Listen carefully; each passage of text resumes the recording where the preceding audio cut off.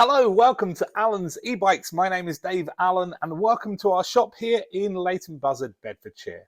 I wanted to take this opportunity to do a short video on exactly what we have here at our showroom here in Leighton Buzzard and what an e-bike actually is and what it can do for you, the rider. So I hope you enjoy this video. Here we go.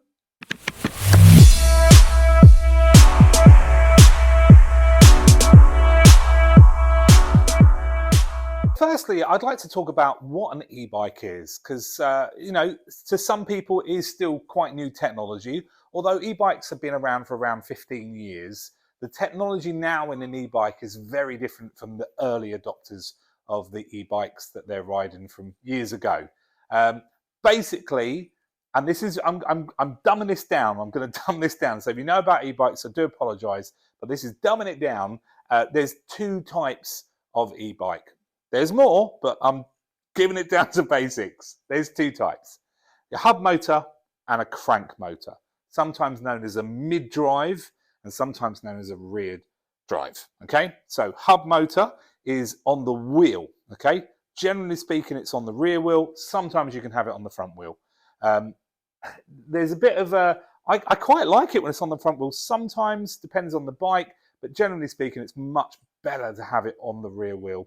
It does give a much better performance. So rear wheel hub motor and the crank motor, that means it's on where the pedals are, mid-drive, always widely considered the best way to power an e-bike and the most efficient use of power, because generally speaking, they're always what is called torque sensing, as opposed to cadence sensing, which is on the rear wheel.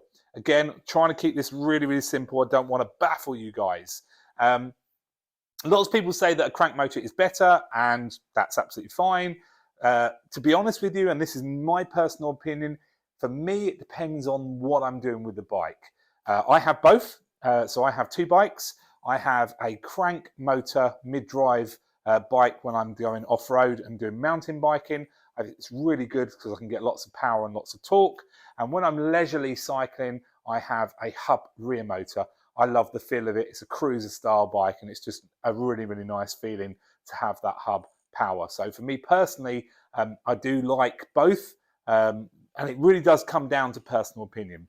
So with a hub motor, it's on the rear wheel, you pedal, it's a cadence sensor, which basically means it goes past a magnet and then tells that motor how much power you've asked for it. Normally, again, generalizing here, between 1 and 5 levels of assistance. If you're in the top level of 5, you get all that power that will bring you to 15.5 miles an hour of assistance, and you'll literally be pedaling very, very slowly to get to that level of assistance. Nice and easy. Obviously, there are many benefits to owning an e-bike. The main benefit is you get all, and I do mean all, of the positives of cycling and none of the negatives.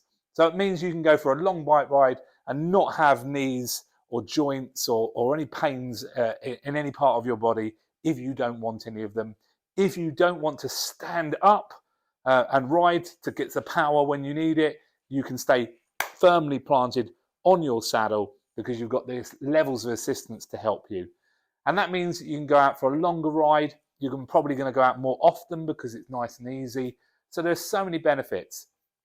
But equally, if you do want to have that challenge of a hill, and if you do want to go out and feel a little bit of pain in your joints because you want to know that you've exercised, of course you can do that on an e-bike as well. You just have to choose a lower level of assistance.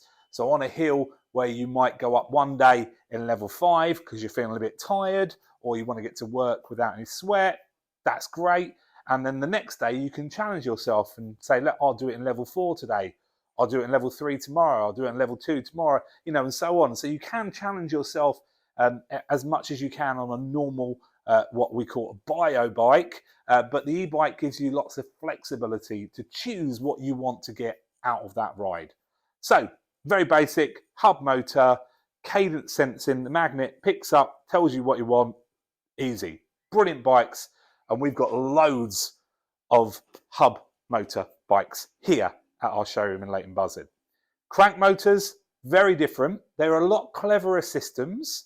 So generally speaking, again, I am generalization here because you can get cadence sensing crank motors as well. But generally speaking, it's a torque sensor. And again, actually, sorry to reiterate what I said, you can get a torque sensor in a hub motor as well. But anyway, torque sensing, what that means is the motor is feeling the pressure on the pedals. So the pedals, when you push down, it's feeling the pressure on the pedals, and it's then telling the motor what level of assistance to give you. For example, if you're on a flat surface and you put it in its top level of assistance and you push down, it's going to feel that you don't need that power, so the power will cut back. So it's really good because it means that the battery is going to be a lot more efficient. So that's a really, really good thing as well. And yeah, it's a lot cleverer system. Like I said before, comes down to personal opinion. I like both, and you really do need to ride one or the other.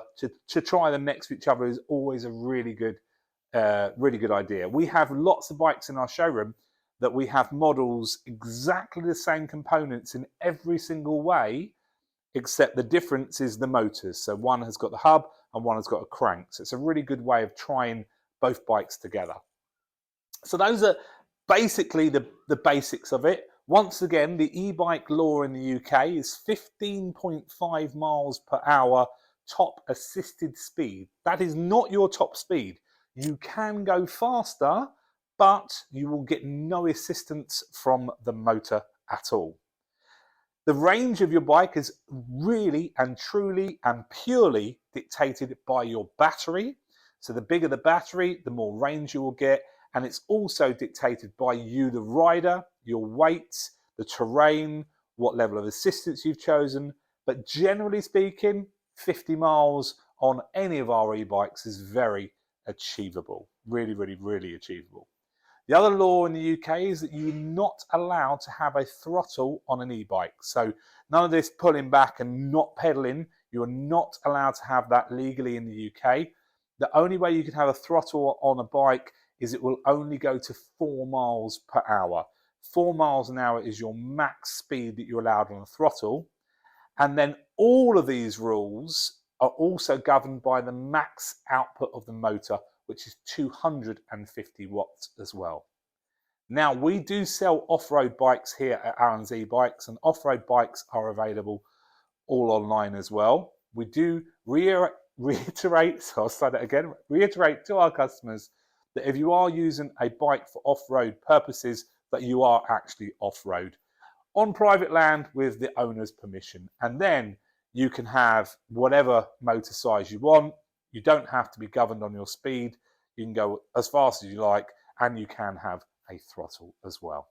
So I hope that's given you a little bit of an insight into what an e-bike can actually do for you. And once again, I'm going to say it again, e-bikes are just amazing. Obviously, I'm biased, but you've got to try one if you've never tried one before. They are fantastic. And you can come here to our showroom in Leighton Buzzard and try any of our bikes for yourself to see exactly what you can get out of an e-bike. I hope to see you again very, very soon. My name's Dave Allen here at Alan's e-bikes. Bye.